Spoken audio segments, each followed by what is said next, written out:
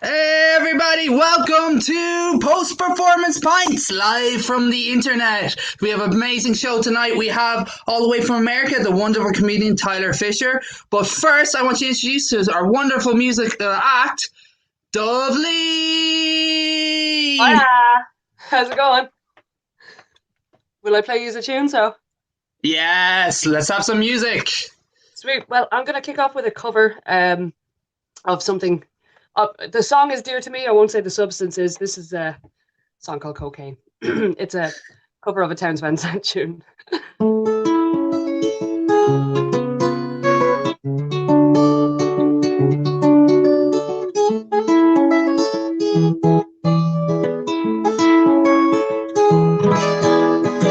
Woke up this morning, Lord, I had hunger pain. All I want for breakfast is my good cocaine. Cocaine rolling around my brain. Get up, mama, let's go downtown. Take all the money and look all around. Find the man who sells cocaine. Get out of here, mama, I thought you understood. Got no connections, then you know damn good. Cocaine rolling around my brain. Cocaine, cocaine round my heart, rolling around my brain. Cocaine rolling around my brain. Come here, mama, baby, come here quick. The coke's got me and I'm feeling sick. Cocaine rolling around my brain. Well, coke's for horses, Lord, it ain't for men. They say it kills you, but they don't say when. Cocaine rolling around my brain. Cocaine, cocaine round my heart, rolling around my brain. Cocaine rolling around my brain. My mama, let's rent a boat. We'll sail down to Gibraltar, Mo, shed a tear when we pass Tangier. Cocaine, cocaine round my heart, rolling around my brain. Cocaine rolling around my brain.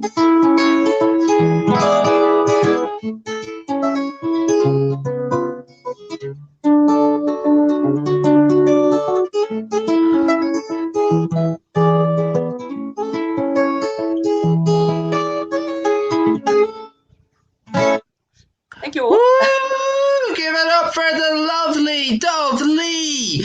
Wow, what a brilliant rendition. I was just thinking at this time it would not be a good time to have a coke problem.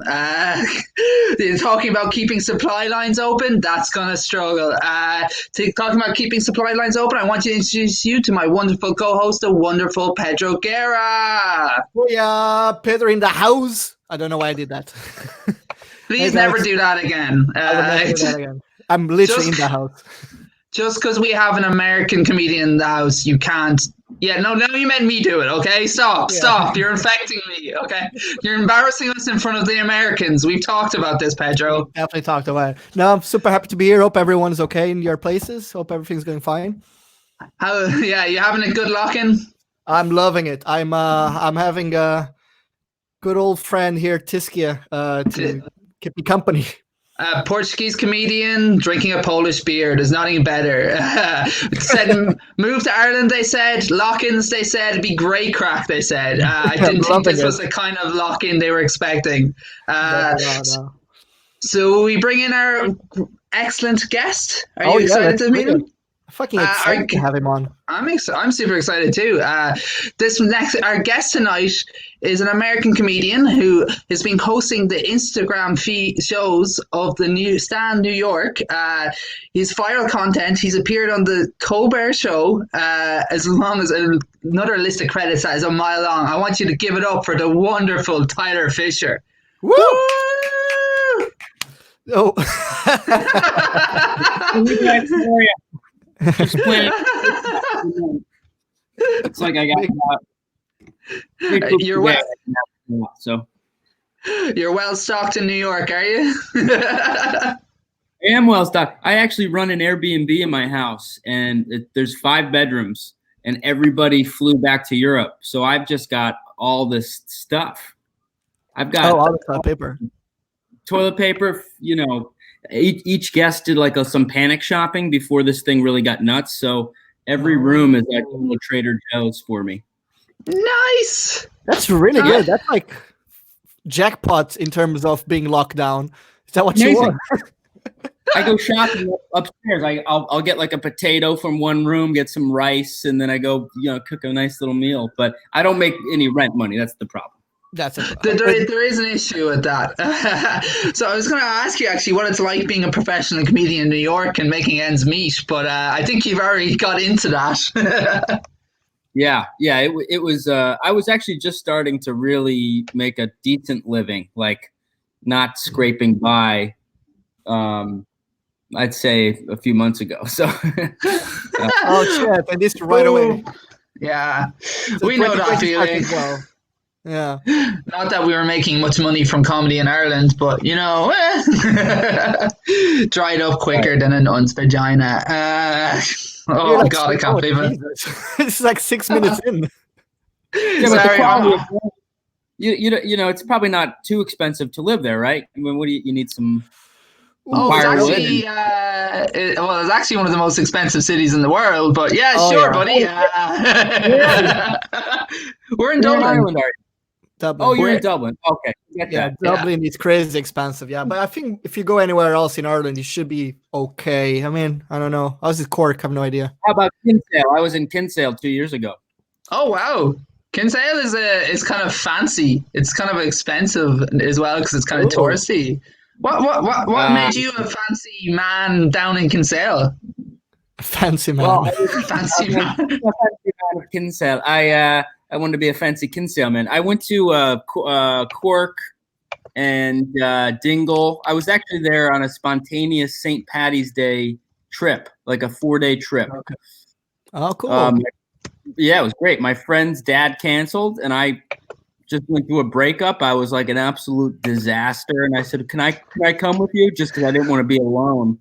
And we stayed up for 4 days and ended up in Kinsale watching the Irish versus England rugby finals on St. Patrick's Day 2 years ago.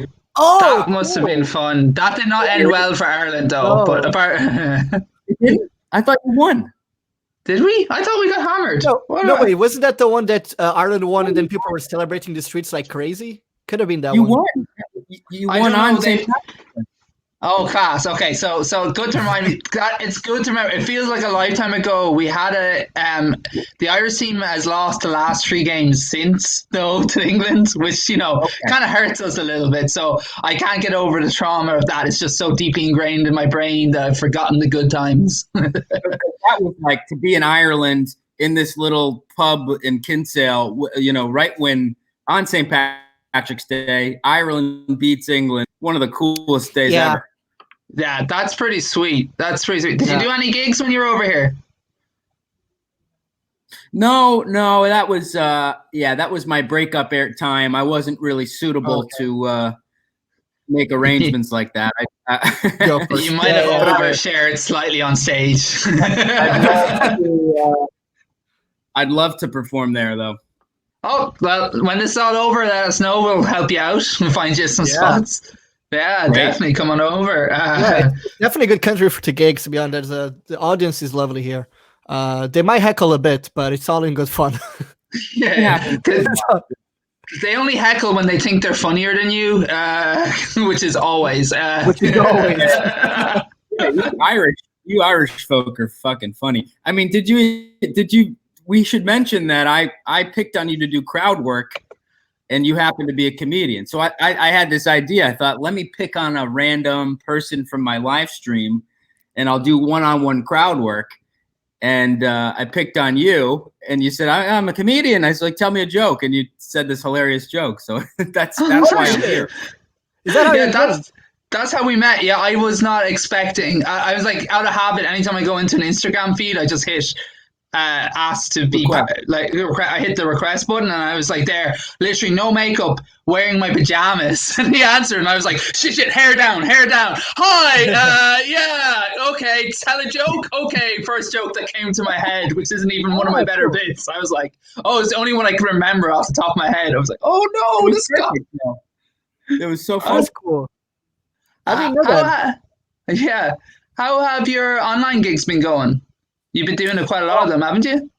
I did 2 actually, and then I've been wanting to start a podcast for years, and I thought, stand up. I love stand up. I'll always do stand up, but it's addicting and it's distracting if you wanted to not do other things in your life. So I decided to stop doing those because all day you're booking and you're chatting, and comedians say, what time? So I was like, let me focus on the podcast, and I finished recording my first episode. And got an animator to do some animation for my interviews and stuff. So nice. And started a Patreon page so I could have some, regular monthly money coming in. Nice. What's the name of the podcast? You want to get a plug in while you're here? Well, so on Patreon, it's patreon.com/Tyler Talks, but I don't have a name yet. I don't know if you guys have any thoughts. This is something I would obsess about for months. So. What would be the general thing you'll be talking about in the podcast? Like, what's the? So I do a lot of impressions, a lot of characters and stuff. I'm actually going to be interviewing celebrities, but I'll be doing the celebrity voice, trying to trick people. So like Bill Burr is my first interview. Oh, wow, cool. Yeah, I saw the viral clip of you, especially the masterclass one is just brilliant. It's so on point. That's really funny. That's really funny, actually. So I have a guy animating. I have a guy animating my interviews and stuff. Supposed to trick, words of the king, actual celebrities on. So. The first 5 minutes is me just chatting, little stand up, then the interview. So, I don't know. Characters could be the name or voices. That's so cool. And what inspired you to go down the path of doing impersonations? See, it might be. There it is. So that's me and Bill. Oh, that looks Billy pretty B. Cool. How did Bill take to you knocking him off, doing impersonations of him? Well, he's. Oh, we're losing. We're just having some slight technical difficulties, I'm afraid. Can you hear me? Are we cut? Just one sec. Yeah, you're back in the room. Am I back? Sorry about that. Yeah, you're back. Okay. So yeah, how did Bill take to you doing an impersonation of him? As far as I know, or respond to it. He doesn't know about it at all. Uh-oh. Oh, fair. Oh, well, can you hear us? It's spot on though. It's really funny. I was watching it earlier today, and I was really laughing. That was really, really well done. I actually sent it to my brother because he's a big Bill Burr fan. So. Oh, great! Yeah, I love it. But no, he won't respond to it. He said he won't watch it. Oh, I'm a little bit disappointed in Mr. Bill Burr now. As soon as it's over, I'm getting on Twitter to call that motherfucker out. Like a lot of people have sent it right to him, emailed it to him. Like I'm friends with people who open for him, or are friends with. I was actually opening for a guy, and he was on the phone with Bill, and he said, "You got to hear his impression," and he said, "Nope, I don't want to hear it." I can't imagine him being like, fuck this. I'm not gonna listen to this because I'm terrible at impersonations, but I imagine him just being like, that fucking cocksucker. It's like, no, I work for this. He's way off, fucking asshole. Yeah, so I guess until then, I'm gonna keep doing it because it's fun. And I don't have a huge following, so I gotta kind of ride the coattails of these people a little bit. Yeah, of course. No, but it's really well done, and it's really proper. Like, it's not like you're trying to make like an impression not really well developed or anything like that, just for the sake of having Bill Burr thing, it's Yeah. actually really spot on. So fuck yeah, go for it. Yeah, I really obsess about the nuances and stuff. So anyhow, that's what the podcast will be. It'll be like I'll interview Woody Allen. I do like probably 50 different voice celebrities. So Oh wow. Mira, do you have a little notebook somewhere with like a detailed list of all your different impersonations? Oh yeah. What led you to do impersonations rather than traditional stand-up? What drew you to it? I actually, I almost, my stand-up is almost all traditional stand-up, but I think I maybe did one impression, and then someone said, "Oh, you should audition for SNL," and then I in my stand-up, I'll go into a character. So people started saying, "Why aren't you auditioning for SNL? Why aren't you on SNL?" So then I'd get a manager, and he'd say, "All right, I need 5 impressions by June." So that's really what led me to do it. And each year I wouldn't get the audition, so I'd have to come up with 5 more. So Bill Burr was like out of a desperation, I need another impression. So I through him That's in there. crazy. That's good. Okay. Sorry, Pedro. Go ahead. I was just gonna ask so like every time you do one of those castings, you have to have 5 characters, and then you can't repeat them the next time. So you have to have. I mean, you can, but it's like they've obviously already passed on you. So fair. Yeah. You try again. I would throw a couple of the same ones in, and maybe Bill Burr was a little better the next time. But I don't even really want to be on SNL. But the gift is I have you have an extra skill set. Like that's amazing. Yeah. So what's it like being in New York like that? Like it's a very different world to the Irish stand-up scene in that sense. As in, you're connected to all these major you're in the same workspace nearly as these major TV shows and these major clubs and major comedians. Yeah, it's probably a gift and a curse because you are so close, and then you cross path. I'm opening for a guy who's talking to my idol Bill Burr 5 feet away from me. So it's like it can be torture in a way, but it also can be used as motivation to get better because you think, well, I'm on a show with 3 people who are on TV. So, I used to do a show, and I would bring a celebrity guest on every show, and I would perform after them so that I had to, raise the bar. So nice. you can use it to your advantage, but it is hard though, because you see people, you might have 4 side jobs, and then the guy next to you, selling you out theaters, making $100,000 a week. So there's a lot of mental sort of psychological work you need to do to be able to coast through it without losing your mind. Yeah, stay focused on what you're trying to do. Yeah, exactly. Yeah, I presume it's same for all comedians, but I presume particularly in New York, there's a lot of fucking rejection that you have to deal with. Yeah, early on, I sort of retooled that word because it's not useful because it'll create a victim mentality, and it's not. When you think your comedy's subjective, right? So, but when a booker doesn't like a comedian, they take it personally and they say, "I'm being rejected." But it's one guy's opinion, right? There's one booker at every club, so you might just fit his style, or maybe he's likes more racist humor, or some of the club bookers are women and they book almost all men. So very strange. It's something as a trans comic that I kind of particularly notice. Like sometimes it's to my advantage, and sometimes it's very much not, especially in America, more so not to my advantage, if you know what I mean. Like certain rooms I can get into a lot easier than other people could. Maybe cases where I don't deserve, but then there's just some rooms that I know I'll never work in. I'm just like, that's not happening. And I'm like, had to make peace with that pretty quickly and just move on with it. But I don't know how Pedro feels. Yeah. I don't fit any, besides like probably like being the male comedian, like there's not like a niche market outside of Portugal for Portuguese stand-up comedians. People are like, you know what, we need more Portuguese stand-up comedians doing stand-up in English. So it's not a thing. So I just try to do comedy in that sense. I think you would actually do very well in New York. In New York, really? Yes, I'm telling you, man. I think both of you would actually. I think perhaps the trans issue might. Is it more in the middle America? Because I think New York is shifting a lot.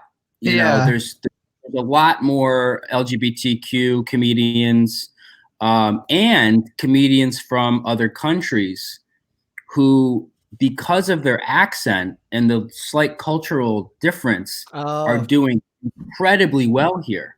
That makes sense because on the queer side of things, like New York has always been the queer capital of the world in the last few generations. But on the accent, there's a Irish American comedian called Des Bishop. I don't know if you know him. I think so.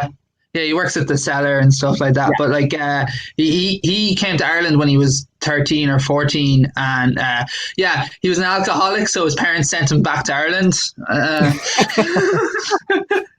Perfect. Makes sense. Anyways, but yeah, he's kind of made a career in Ireland of basically just being kind of Irish enough to like talk about being Irish, but enough of an outsider that he can like hold a mirror up to the society, which I guess is what stand-up is meant to do. Yeah. Right. Yeah.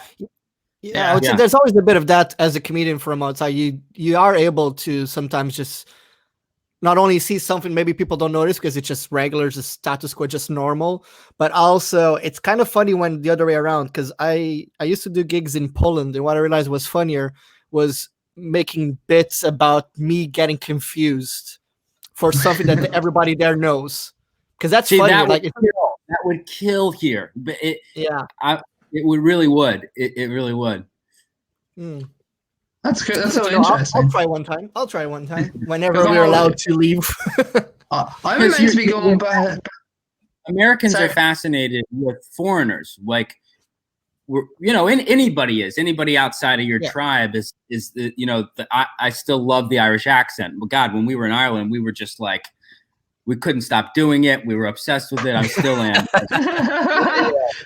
I have an Irish that I will not do. Right? Do it. You have to do it now. You have to do. You can't bring up that you have an Irish accent and you can't not do it. Like, we'll give you shit about it, but it'll be with love. The joke used to be about British people, but I couldn't sing as well as the Irish. So the joke was, I think I was at a cafe in New York and there was a British guy and I couldn't understand anything. But then once in a while there would be one like perfect word, and I sat there trying to it was like solving a puzzle. So I had to switch it to the Irish, but something like, the other day I was thinking out of the pop I should do, Friday night, I get a little bit liquor, and that's the first time I got AIDS. And then I put me down and then I did about 4 years for murder. So cheers. All right. And that accent is passable in America because everyone's like, oh my God, he's doing a fucking accent. Yeah. And then if you're a crowd from Ireland, they go, oh, it's fucking shit, man. It's fucking shit. Yeah. I love the fact that you kind of sound like a Newcastle person when you do an Irish accent, so you're actually kind of doing what you originally set out to do. Like it. Like, I've been living in Ireland for over 3 years, and even I don't even pretend to try to do an Irish accent. There are a couple words that I say now because I've been living here, so now I say it in Irish way, but I can't even pretend to try an Irish accent. I think I'd be clubbed to death if I tried it here. Probably would. I was living abroad for a long time, and when I moved back to Ireland, I realized that I had been neutralizing my accent so people can understand me. So when I went back to college in Ireland after I moved back, I remember a girl asking me, she was like, oh, where are you from? I was like, Athlone, which is a town in Ireland. And then she was like, oh yeah, but where are you originally from? I was like, Athlone. And then she was like, but where are your parents from? It's like, Athlone. Just couldn't believe that. It's so funny because when you're abroad, if you don't neutralize that accent, people just don't understand you. So you need to, especially doing stand-up in America. Yeah, but when you're doing stand-up in America, I found the little bit of Irish definitely buys you that 30 seconds to a minute to get a couple of jokes in. People will be on board with you straight away. But if you go too strong, they're like, what the fuck is that bitch saying? Oh. Yeah. Yeah, that first 10 to 30 seconds is really important. You could set up your whole set, but I host a lot, and it's forced me to figure out a way to like just kind of win them over right in the beginning, or make them feel comfortable or feel important, and then they might go with you all night, no matter what you do.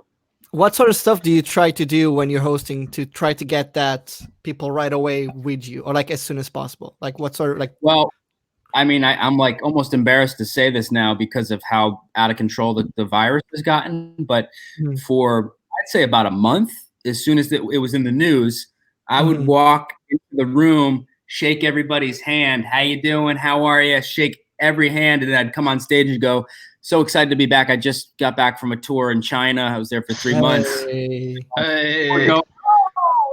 But the room would erupt, and that, so I did that for about a month. Now I'm like, how many people did I get sick, or but anyway. No. Well, if there's any consolation, I was in New York this week, and when I came back, everyone was like, stay away, you're the new China. Congratulations, New York. You're the new China. Yeah. Is it that bad right now in New York, right? It's not that great, the situation with the... I think it's there's the most cases in New York out of anywhere in the world now, but it's not surprising. It's shitty. The cultural epicenter of the world, and God, it's but you don't.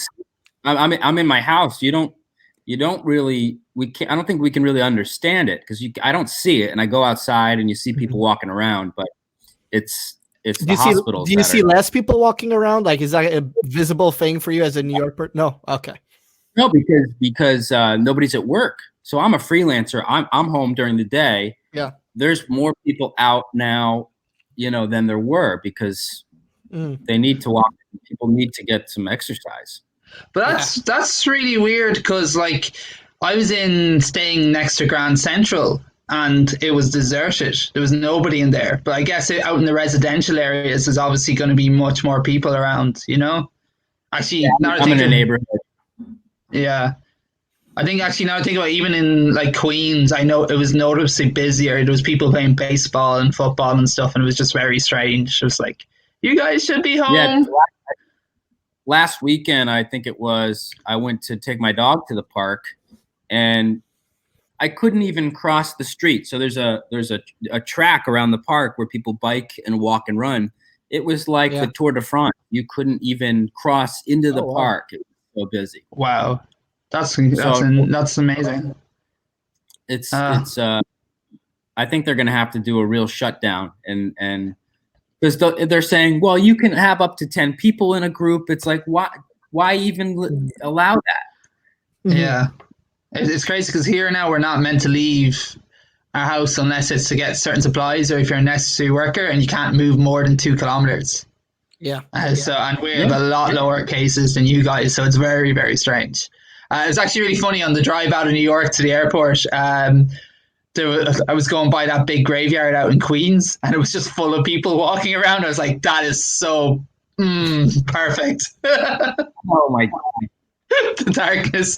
Guys, we're actually about halfway through the show, so I'm going to bring back in the lovely Dubh Lee. Oh, yeah, perfect. Hey! So she's going to, the Pride of Tullamore is going to give us another song here. So, guys, we're going to pop out and just leave the room to herself. Perfect. Sweet. Cool. What was I going to say? I wrote a song about 2 weeks ago related to all of this. Well, actually, right. Okay, I'll start again. I wrote a song 2 weeks ago about scabies, but all of this coronavirus stuff started getting topical, so I kind of just changed the lyrics so that it kind of applies to a virus. And it's just, I actually have to know. Oh yeah, the song is called "We Both Got It Going On," and it's a song about transmitting an infectious disease to your lover. So here we go.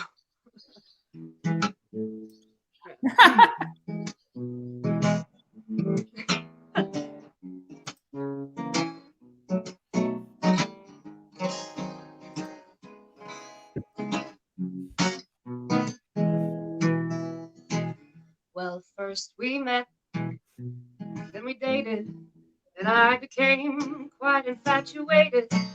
But now I'm feeling quite deflated because we both got it going on. Sorry, I haven't played in a while. We hold each other as highly rated. I want to be wherever you're located. But now I wish that we had waited because we both got it going on. Got something you don't want, but I'll give it to you anyway. Don't need to unwrap or open a box because I gave it to you yesterday. First there was talking, then teasing, and kissing, and sneezing, but now, oh no, and squeezing. Now you're coughing, and I'm sneezing, cause we both got it going on. I've got something you don't want, but I'll give it to you anyway. No need to unwrap or open a box because you've had it since yesterday. Oh, when you laugh, it's infectious. As it turns out, you're really quite contagious. But it's too late, so give me a good night kiss. Cause we both got it going on. We both got it going on. We both got it going on. Wow. Give it up for lovely Dubh Lee. You're going to stick around and play us out at the end of the show and have a quick chat, maybe? Yeah? Absolutely. Yes. Okay. Chat to you in a little bit. Thank you. So yeah, I noticed, Tyler, that you have a dog hanging around. Where's that dog? We want to show us your dog. We want to see the dog. I think that's going to be the highlight of the podcast, if I'm honest. Right, Tom? Let's see if he's a little like out of sorts because we're together all day now. He's not used to that. We're not used to it. Fred, come here. It's like you're being too affectionate. While we wait for the dog, I noticed that you're described as an actor, a stand-up comedian, and a viral creator. Triggering. Hey, bad name. Okay, that joke was terrible. Let's move. But you've done quite a lot. Like I was saying, you have quite a lot of credits. Talk to us a bit about that. What was it like being on the likes of America's Got Talent and on Today's Show and Tonight's Show, I believe, was it? Not the Tonight Show. I did. I was in a sketch on Last Week Tonight with John Oliver. That was. I'm not sure I've processed that. I actually had just flown to Maine to go to my roommate's wedding, and as I get in the car and drive to Bumblefuck, Maine, I get an email from Last Week Tonight, and they said, "Hey, do you want to be in a sketch tomorrow morning?" And I was like, "Well, fuck me, running." So I said yes, and then I had to go to the wedding and tell my roommate. I watched them say their vows, and I go, I got to go back to New York. But the role I was playing was a giant penis that ejaculates glitter onto John Oliver's face. Yeah, so, I think I saw that. I saw an image of it. I think it's on your website or something. I was like, oh, I remember this. It's really cool. It's really, really cool. I actually might be able to pull it up if we can. My website. So they said, "Congrats." What do you? Oh, we lost. What are you going slightly there. to do? I gotta hear. Yeah. How long did it take to for them to forgive you? Yeah. Do they still talk to you?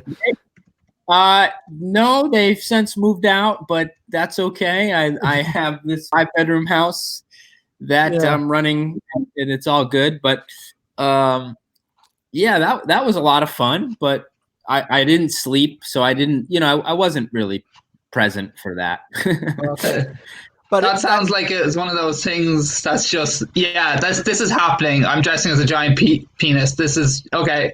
Brace thyself. I'm claustrophobic, and I couldn't move my hands or anything, and I was in there for like 6 hours.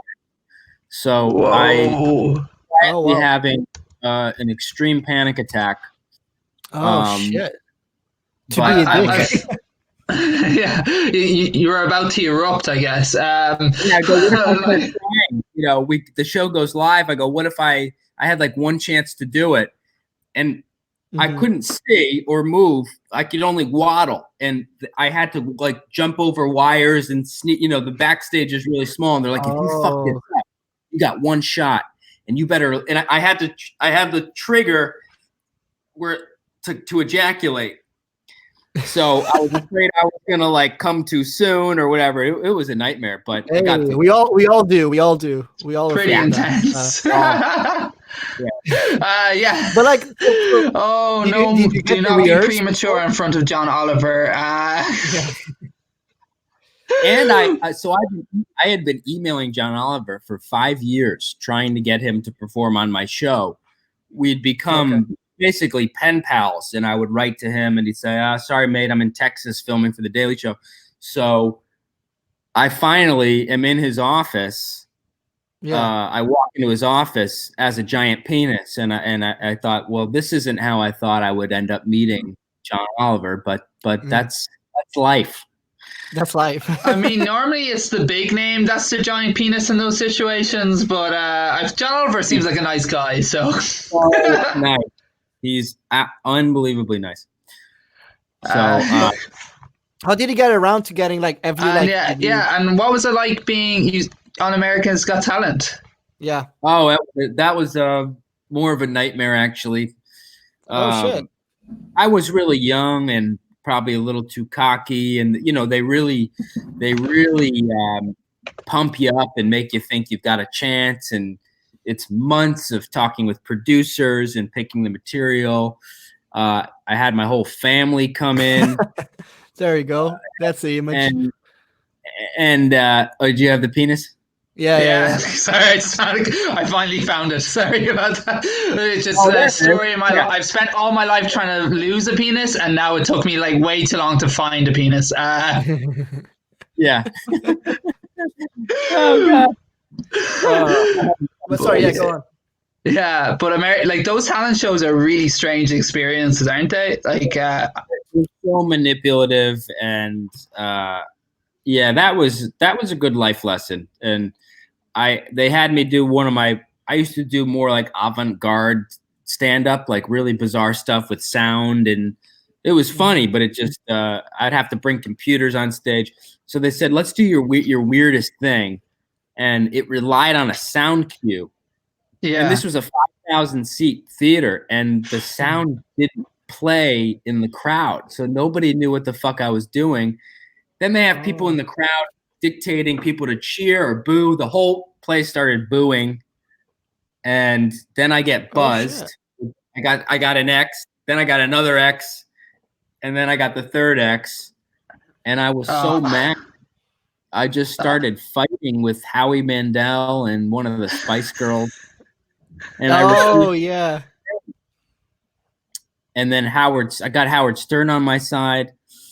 I said, you buzzed me before the punchline. They're like, yeah, we just didn't really get it. And I was like, well, you missed the punchline is the whole thing. Yeah. So I was on stage for 12 minutes. I was supposed to be on stage for 90 seconds. Wow, that's a lot. Like I like when I first started comedy, I was about 3 weeks in. I got a message off the Irish equivalent of that show, and they were like, "Yeah, come on, and we'd love to see a trans comedian." I was like, "I'm doing comedy 3 weeks. I'm like 5 gigs in. I think I'm not going to do this." And your story has just made me go, "Yeah, that was a good decision. Was a good call." Yeah, I think it's really tough. I have a friend. He did the Portuguese version. You had the highs and lows of TV. But also you've created a lot digitally, like a lot of YouTube sketches. I was watching another one I found particularly funny where you impersonated the Humans of New York guy. Yeah. You were ridiculously believable. How did you keep a straight face while you're trying? For the viewers at home and the listeners at home, let me just describe it. You were dressed in shorts with a backwards cap with a DSLR, running around New York, pretending to be the Humans of New York guy. I don't know how else I could describe it. Yeah, well, a buddy of mine who's got a bit of a sick mind, but he's very creative. He said, nobody knows what this guy looks. Just tell him you're the guy, and they don't. Nobody knows what he looks like. There's no pictures of him. It was a brilliant idea. So so I went around and I'd walk up to a group of girls and say, "Can I take your picture?" And they'd be like, "Get the fuck away from me." I'd say, "Oh, but it's for my blog, Humans of New York," and they'd go, "What?" And they, it was fun, but that was a desperate, time when I needed money and trying to break into comedy. So the main motivation was like, I mean, I think I got $200 for it, but it was, I was doing it for the money. I was like, I'll do anything. So then they sent me to Disney World to pretend to be Peter Pan. Yeah. And I started doing all those types of videos. Then I pitched it as a television show, spent a year or two writing this TV show, got a development deal, and then they canned it. So it was just like, that's why I'm starting my podcast and all this stuff, because you put everything, into these creations, and the odds that you're going to get a TV show are like, they're not good. Even because otherwise you can control your own thing, right? It's your own podcast. Like I noticed that even in Ireland, like the Irish comedy scene, like we don't have the same infrastructure even as the UK scene, never mind the American scene. So I think if you want to make anything in Ireland and you want to make a living from comedy, you just need to just create stuff and do it your own way and find your own following and build your own background. And I think that's something you're clearly doing even in New York. It's the best thing to do. I wish I stuck with it, and because someone would write to me, a producer, and go, "Hey, we want to make this into a show," and then you spend so much time, months or years, creating the pilot and the deck and I don't regret it, but I really learned like, of course, you gotta get to a point where they can't say no, or you've got 1 million followers and you can make your own TV show on YouTube. It's like you can have your own little network now. You don't need these shows. The gatekeepers, if it happens, great, but consistency is the crucial thing. I feel like that's like the. Oh, sorry. Well, Hysteria, the network that this is on now, is literally just a recent creations. We used to do these like over a year ago, and we brought it back. But Hysteria is just like a broad banner that we put out at least one show every day at 8:00. Today we had another podcast, but it's different. There's a bunch in it, but there's different shows. They're mostly live streams. But like we have different shows. So we have Performance Pints, which is an interview format. We have Token Straight, which was a monthly queer comedy night that I ran. That is now a weekly online comedy night. And also stuff like Quarantathlon, which is another show I run, which is where I get a bunch of comedians on a live stream and I set them challenges from within their apartment that they have to do, just like goofy things where they're just having fun. And it's just... We just realized now that there's no pressure to do anything. There's no ladder to climb. We're just having fun and just making weird shit. Kind of a bit Chris Gethard-esque, I guess. But we're doing stuff. Actually, a friend. I won't make that announcement just yet. But we have some really interesting stuff coming from friends during the week. That's going to be great. Do you guys do Patreon in Ireland? Do you have Patreon? Patreon's worldwide, I assume. Patreon's global. Yeah. We normally do buy me a coffee actually, just as a tip. But yeah, Patreon, I don't know. Pedro, what do you feel about Patreon? I feel like there's pressure to create stuff then. Whereas I love Patreon. Buy me a coffee, there's no real obligation. It's just like, oh, you like this? Here, have some money. You know? Exactly. I think Buy Me a Coffee is great for the level we'll be on, like starting up in terms of content creation. But I think when you're a bit more... I think Pedro's frozen. But to be honest, I just really enjoy making stuff at the moment. And especially now when it's... The only time I get to leave the house is to go to work. And I don't even get to do that as often as I'd like to, because hours are reduced and stuff. It's just like, yeah, this is fun. And I'm still talking with my friends and making fun stuff together, This is the time to... This is the time to explore. Oh, he's back. Hey, it's Pedro. Hey, sorry, just went down. Back. This is the part of internet shows that it can be a little bit tricky, Yeah, I just lost you when you're talking about Patreon, but yeah, just answering. Yeah, I think it's a great idea, especially when you already have some plans and you're working and developing stuff. I think it's great for that. But for our level, I think for what we're doing, buy me a coffee is perfect. And what is that? Buy me a coffee? Just donations, like. Yeah, it's set up like literally you're buying them a coffee, so it's like $3, or they can donate up to $15 or whatever. So it's just on them, like, you know, it's more like, it's nearly like doing a bucket show. Do you guys have bucket shows in America? Yeah. I think he's frozen there slightly as well. Wow. Oh, he's back. Yeah, he's back. Yeah, for the bucket shows. Okay, cool. Yeah, how does it work? Like, how are the? So I imagine New York has open most mics. shows are bucket shows. Oh, most shows are bucket shows. Okay, cool. That was a question I was going to ask. Yeah, there's not actually there is some in Ireland. Sorry, Tyler, you talk away there. Sorry about that. I didn't mean to cut over you. Oh yeah. Unless you're doing a comedy club, most shows are either pay zero or you split the bucket. Yeah. You also have in New York a thing that's unheard of here, where comedians pay to perform, pay to play, which in Ireland is just like mind blowing that people would do that. Well, it's I don't know. There's rent on these places, these bars, and these whatever. So people get up in arms about it, but it's like, well, people pay $100,000 to go to college to learn how to be a doctor. Yeah. You can't pay $5 to get up there, and you're using their space and their so. I mean, then that's the other, probably the put perspective on that in Ireland. It's about $2,000 a year to go to college. So I guess there's a cultural aspect to it and New York space is at such a premium. Dublin, like, as expensive as it is, spaces aren't as much, like literal land isn't as much as at a premium. You can always go to the suburbs pretty easy. Yeah. I imagine the competition is also different. So yeah, it is. Yeah. So I would just I would just say, why are you just don't go then? People would complain about that all the time. I go, just don't go. Sit in your bedroom and tell jokes.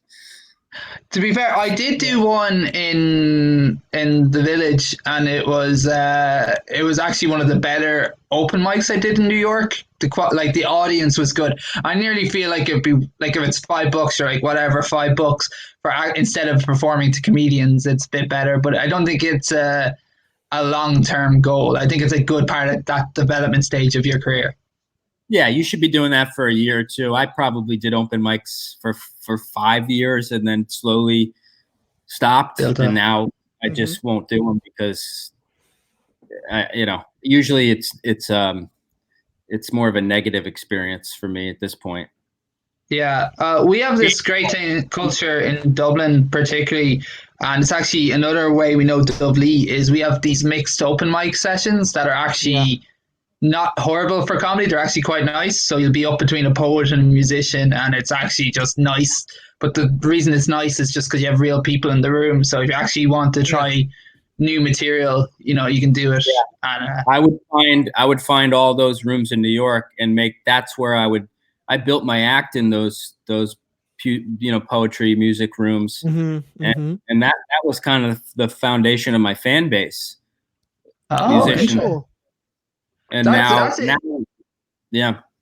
That's really interesting though, because you I won't call you an alternative comedian, but you definitely have an alternative aspect to your comedy, So do you think those rooms really influenced you in that sense, or was it more a case of your act was naturally like that and those rooms fitted you? Yeah, probably a combination. I mean, the alternative stuff is like, I'm not sure, because some of my weirdest stuff kills in a comedy club, and some of my weirdest stuff will bomb in a strange basement in Bushwick. So it's really about, is it funny, and are you conveying it to the crowd? But it's probably a combination. It was like, you got to stand out. So there's thousands of comedians here. So part of it was a survival thing. Like, shit, what if I had some music or I do something different? people start to take notice. So it's all a conglomeration. That's amazing. So, guys, we actually have about 10 minutes left in the show, and I'm conscious, Tyler, you have to shoot off at some stage, don't you? I think so, yeah. So I'm going to bring Dubh Lee back in. Speaking of wonderful musicians and friends of ours, we actually met. Where did we meet, Dubh Lee? We met myself and Pedro. Yeah, myself and Pedro in Tullamore. How would you describe Tullamore? Tullamore is like the New Jersey of Ireland. What's that word? What was that word that Tyler used? Bumblefuck. Bumblefuck. A bumblefuck. I get to slag off Tullamore because I'm from the next town over, so we're both from the Irish Midlands, which is like the least attractive part of Ireland that we both adore, I swear. Please don't turn against us, hometown people. Good whiskey. There's good whiskey. There's great whiskey in Tullamore. Great whiskey. It's tiny. The population is 14,000 people, like, in total, which is not a lot. But yeah, let's talk about that gig. Actually, that was a funny gig. Nobody had a good time. I still have little. I had a good time. You had a great time. We met her, but it was probably one of the sketchiest gigs we ever did. So weird. I remember we arrived down and Pedro went off to the bathroom. Oh, there was a sign saying, "Please don't do cocaine." And then I got in, and people were doing cocaine. I thought that could be the most hilarious thing I've ever seen in my life. Because there's a sign, "Please don't do the cocaine. We'll call the police." And I go in, there's no lights on, and there's a guy doing cocaine. I'm like, okay, I'll pee right next to the guy doing cocaine. And welcome to Tullamore. Yeah, and then I went into the girls' bathroom. I'm just in the toilet, and then somebody just goes, "Is there a man in here?" It's just like, no, please leave me alone. I'm just trying to urinate in peace. Leave me alone. Oh, Jesus. I even sat down, guys. Come on, give me credit.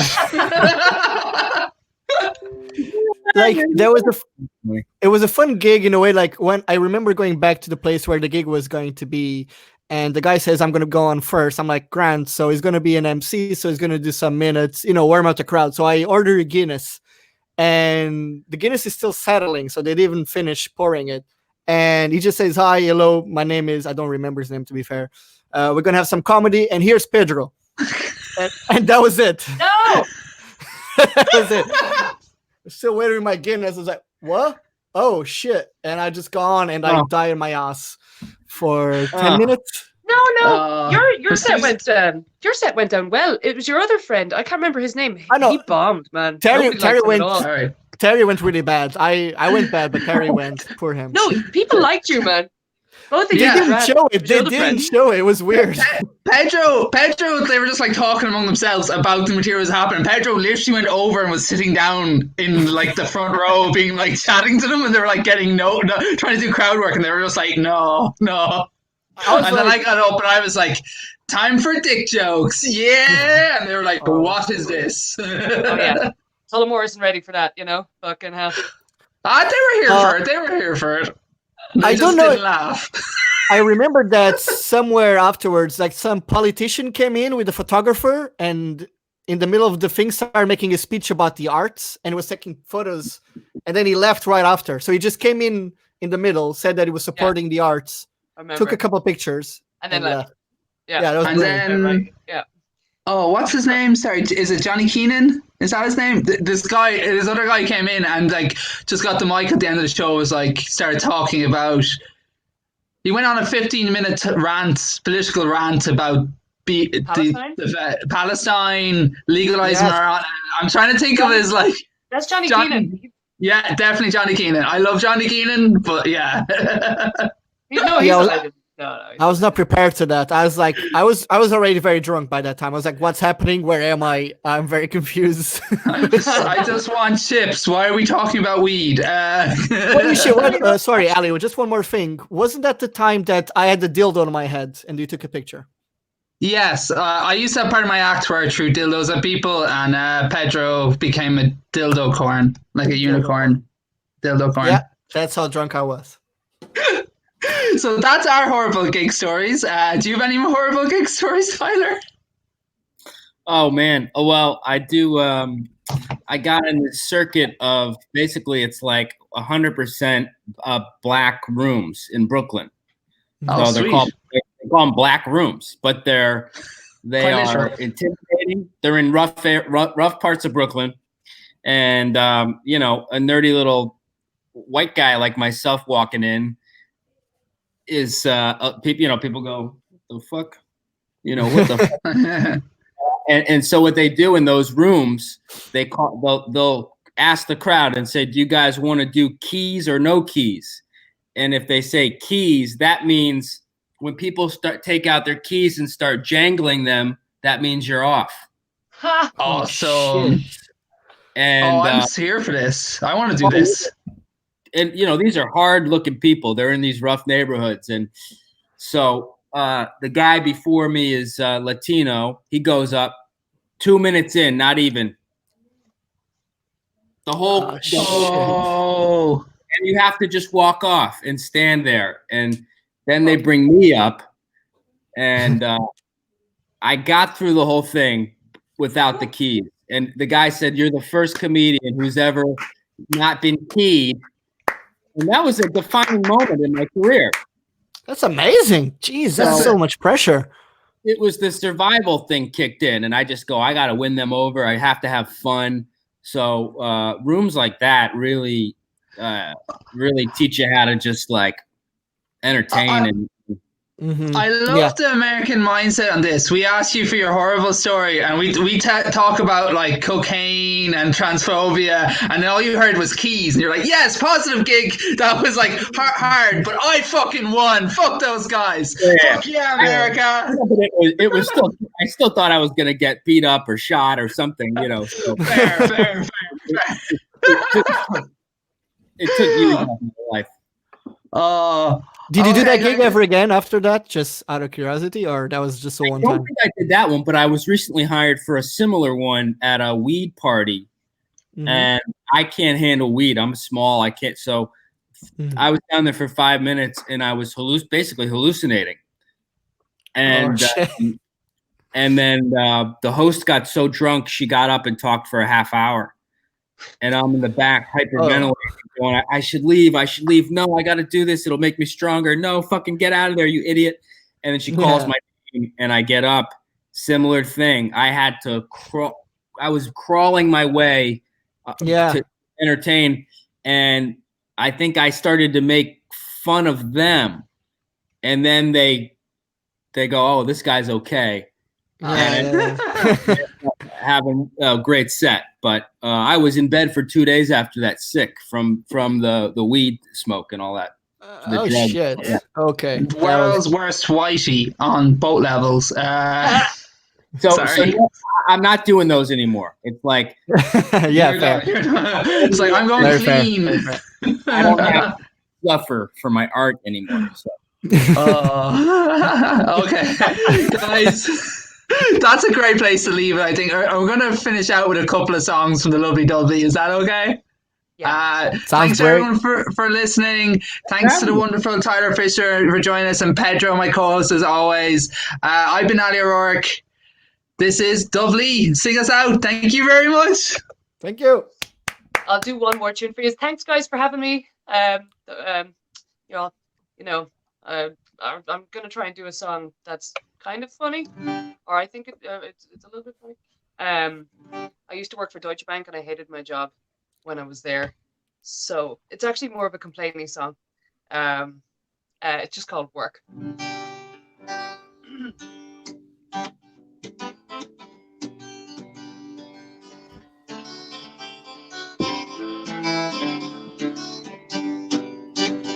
Fake a smile at yourself in the mirror. Put on your clothes and go to work. Try ignore all the things you are feeling. Just do your job. It's not gonna hurt.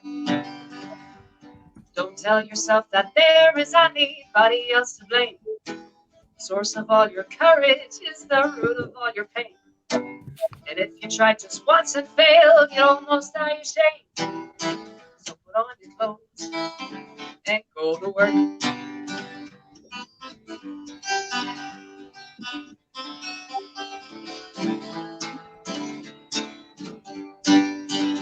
Wave hello to your friends clothes at the office. Sit at your desk and get to work. Talk about her new couch, drink some coffee.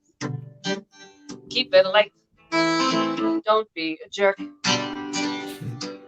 every day that passes, turn a deeper shade of black. You've missed so many boats and none of them are coming back.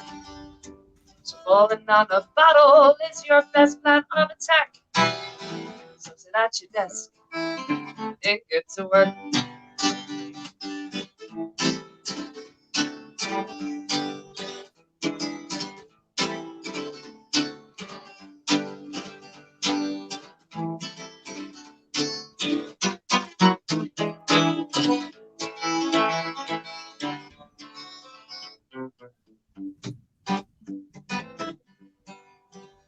Fake a smile at yourself every morning.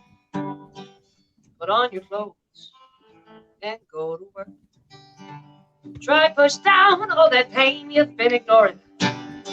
Just do your job. A smile won't hurt. Try tell yourself that you rebel in everything mundane, and your former dreams were just the fruit of having been too late. You will never change, no, you have always been this way. So put on your clothes and go to work. Sit at your desk and get to work.